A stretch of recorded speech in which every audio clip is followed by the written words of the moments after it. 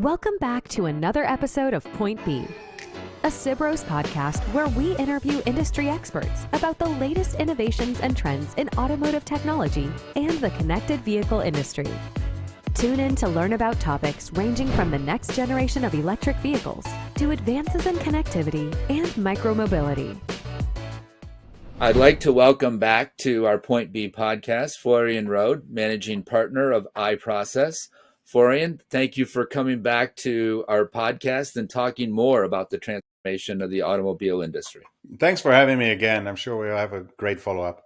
What's the roadblock for a lot of these OEMs? Why don't we see more companies having OTA? I mean, they talk like they have it, but then it doesn't seem like they do have it, or they can't do it for the whole vehicle. I mean, what's going on here?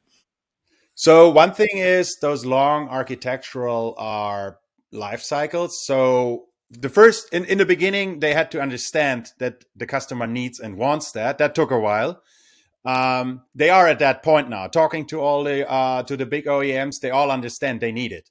But they have to wait for their next generation platform to actually hit the market to really go full throttle on that. Because what they have on the market right now, and probably what comes next as well, is not ready for that at that scale. That's one thing. The other thing is that there's a lot of process frameworks around. They're very bulky. I'm pretty sure you saw that at one customer or the other. That makes it very hard to act in that way. But as a matter of fact, I mean, we are working with a lot of processes from Automotive SPICE through functional safety, ISO 26262. None of those prevents or prohibits you from doing highly iterative software life cycles or over-the-air updates. And matter of fact, there are now some regulations for OTA updates out from the UNECE as well. It just takes some time for the OEMs to digest that. But if you go through the cycles of from we don't need that to that interesting to okay, we need it now, we have to work on it. That's where we are right now. But we are not at the point that they say, okay, we have it. We actually back in Tesla, we learned that through some feedback sessions that people also get fatigued, right? So we asked some customers and they said, most of them say, we don't want to have a software update every 3 days because then I have the feeling something is wrong with my car all the time. And the same thing is with those messages and alerts. Preventive maintenance is great, but it has to be the real thing, right? So I don't want to have false alerts because then I lose the trust in my brand. So customers are currently just starting to learn this trust. They never, I mean, check engine light was the only thing they got, and most people don't even trust that one, right? And now they have to start to trust that, which can be easily gained by a few real good performances. And if you drive a software-defined vehicle, you get used to that really quickly.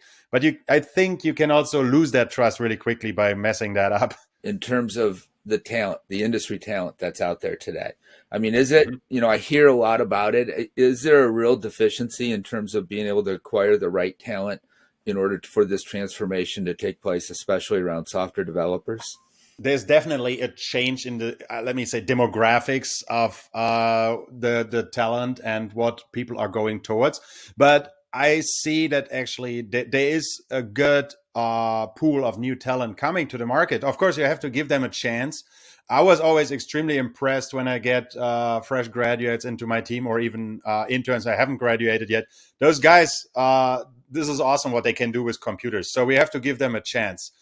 Granted, there is currently a surplus on mechanical engineers, which might have to look a little bit into adjusting their goals or their, I wouldn't say their profession, but their skill sets, right? So but you know how it is in engineering. If you don't grow your skill set, you're basically going backwards.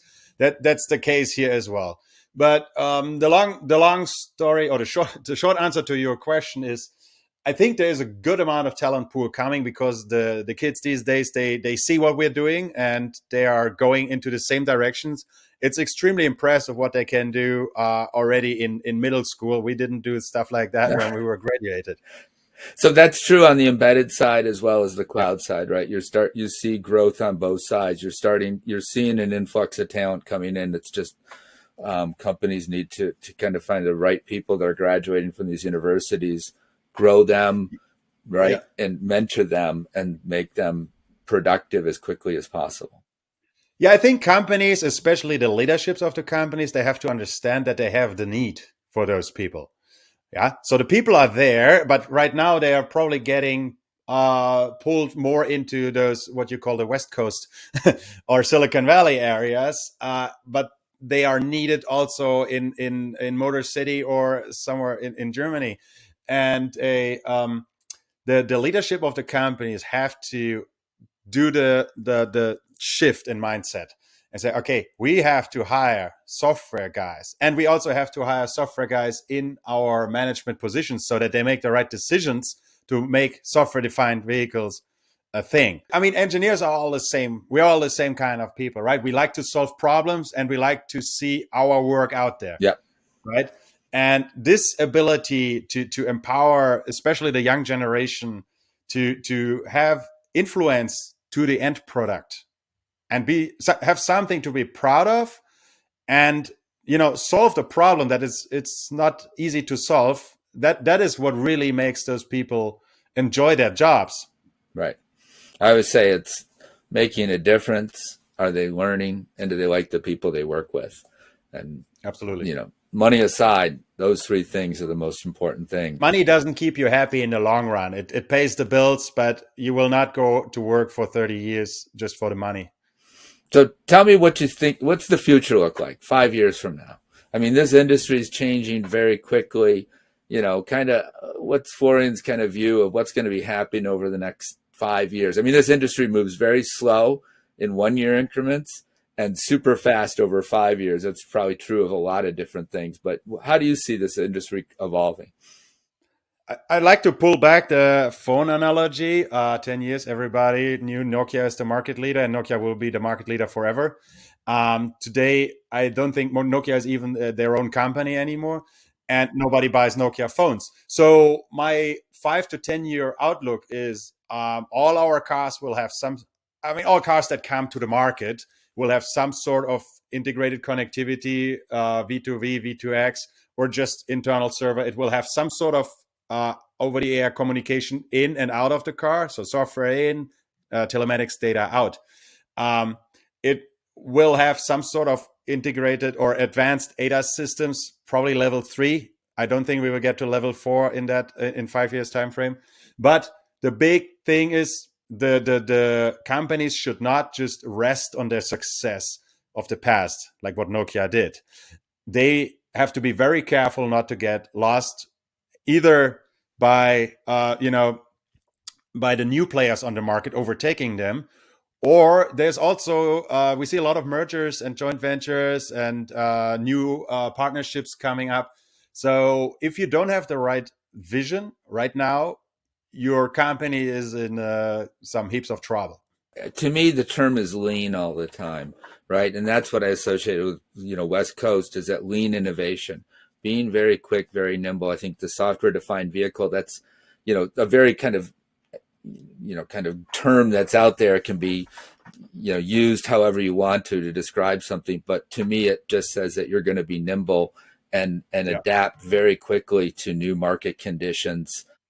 Yeah, absolutely. They have to change their mindset from software is the stuff that runs the hardware to hardware is the stuff that hosts the software that brings all those features to the car.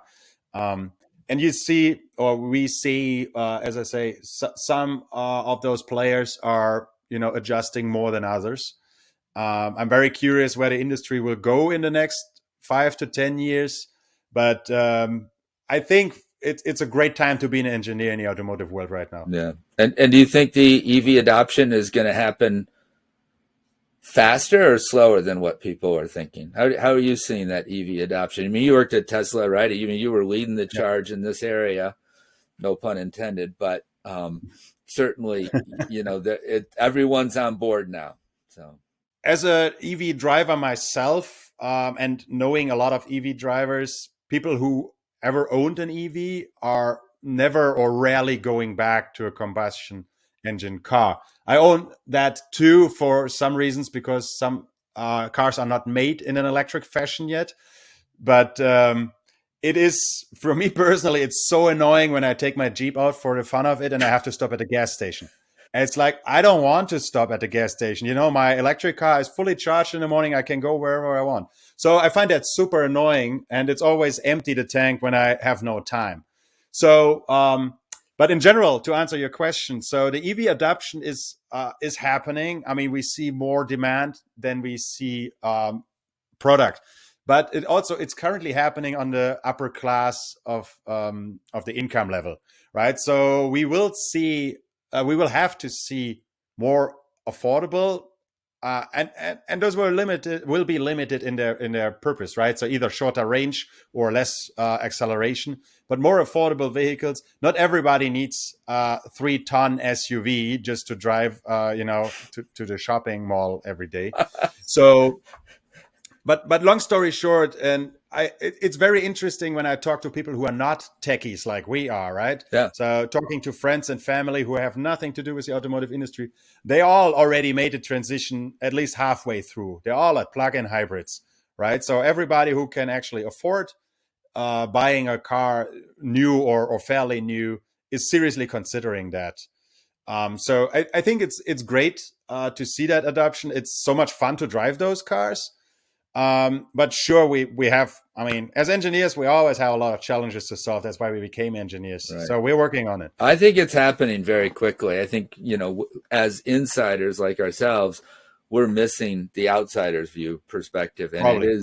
That adoption is taking place. I know my son's, his next car is going to be an EV. He's already told me that. So he's excited. Yeah, I mean, when my parents, 70-year-old neighbors, decided to buy an Ioniq 5 electric, yeah, and they are not car people at all, I said, that is a sign, that we have reached the broader masses now. Another guest that I had said, once you go electric, right, I mean, you don't want to go back. So I totally agree with that.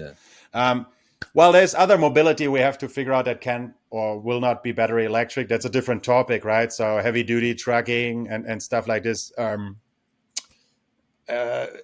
travel, all this kind of stuff. So there's a lot of interesting stuff to look into. But, I think we should start with the low-hanging fruit, quote unquote. Let's electrify city cars. Well, Florian, thanks again for joining us on the Point B podcast, where we've explored a lot of topics around the transformation of the automobile industry. Thank you for joining us today, and looking forward to seeing you at trade shows in the future. Yeah, thanks for having me, Steve. Great talk as always. Thank you for tuning in to Point B. Join us next time for more auto tech innovations and trends.